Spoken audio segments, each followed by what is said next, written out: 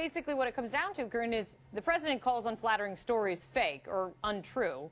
But just yesterday, the president himself had a lot to say, and there were a lot of elements that were not true as well. Listen to this. It's frankly disgusting the way the press is able to write whatever they want to write, and people should look into it. So they borrowed more than $10 trillion, right? And yet we picked up $5.2 trillion just in the stock market, possibly picked up the whole thing in terms of the first 9 months in terms of value. So you could say in one sense we're really increasing values, and maybe in a sense we're reducing debt. Right now, Sean, we are the highest taxed nation in the world.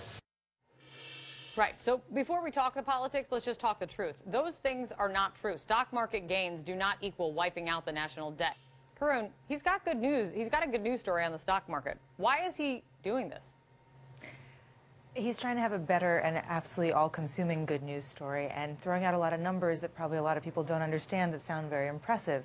The stock market does not necessarily equate to what the bottom line is for individual people. The stock market doesn't equate to taxes that are paid into the federal government.